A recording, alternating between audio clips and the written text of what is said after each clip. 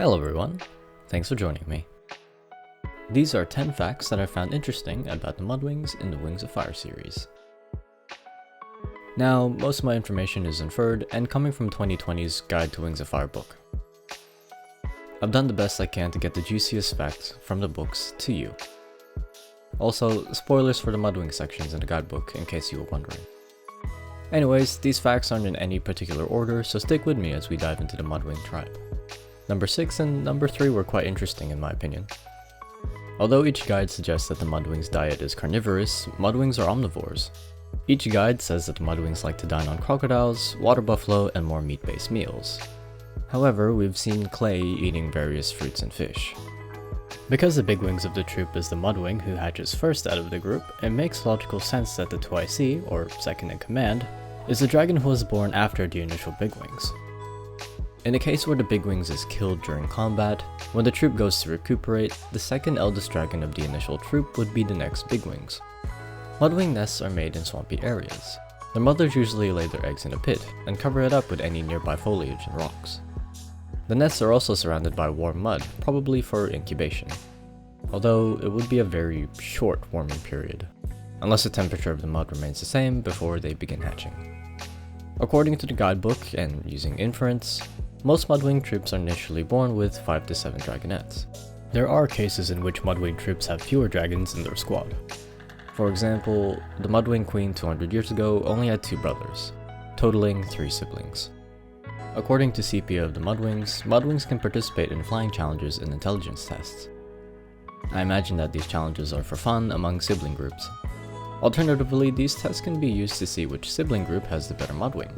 I believe these competitions would be all in good fun, and to inspire others to perform better while developing camaraderie with other troops. The Mudwings had their own queen succession crisis long before the Sandwing Succession War.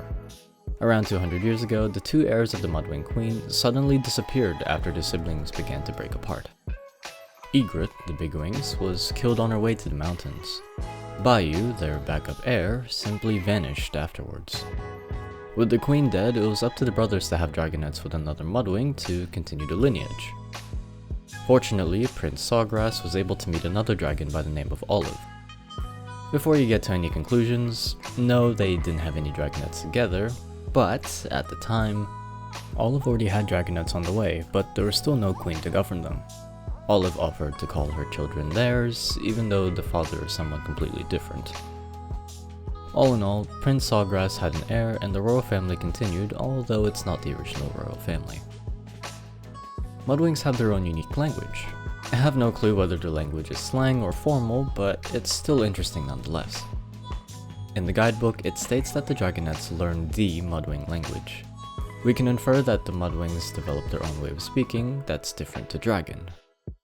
Maybe we see a glimpse of this language when Mudwings say sib or unsib. Sibs being an abbreviation for siblings, and unsib meaning a Mudwing who has no sibling troop. In Mudwing civilian areas, there are sibling groups who make homes together. In the guidebook, we see a sibling troop work together to construct different structures, mostly homes. This can infer that Mudwings in a non-war environment work in their sibling group to accomplish particular jobs of their choosing. For example, they could be a construction crew, a set of hunters, or employees in a store. Mudwings don't immediately have a name when they're born. In most cases, after Mudwing eggs are laid, the mother doesn't check back on their nest. Instead, they trust the big wings to lead their troops to the village to begin their education. When they learn Mudwing traditions, that's when they get their name. The language in the guidebook leads me to believe that Mudwings choose their name instead of it being bestowed upon them by the big wings or their parents. More or less, each Mudwing troop has a particular role given to them. No other tribe has a system like the Mudwings that have been publicly depicted. Mudwing troops have 4 main jobs. The number of soldiers doesn't matter to Mudwings, only if the job gets done.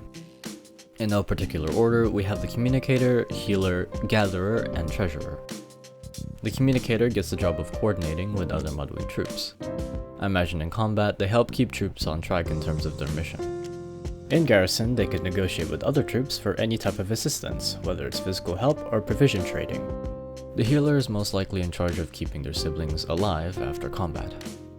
The guide states that the healers study medicine, usually with light foliage and mud.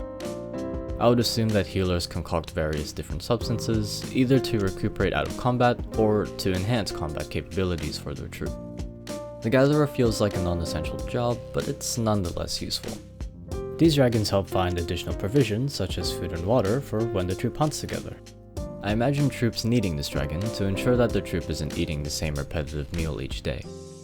Eating the same thing every single day during a war can have negative psychological effects on a soldier. Having something different to eat daily or at least weekly would improve the mental state of the troop. Last but not least is the Treasurer. Essentially, they ensure that the squad's cumulative stock is accounted for. This can include provisions such as food, water, and medical supplies. Their stock can also be treasure such as gold and gems, usually for trading. Out of combat, I believe these dragons would audit how many materials were used to facilitate the previous battle. Additionally, they would have a projected number of supplies they would need by the end of the month before they need to start trading with other troops or making new supplies. And those were 10 facts about the Mudwings.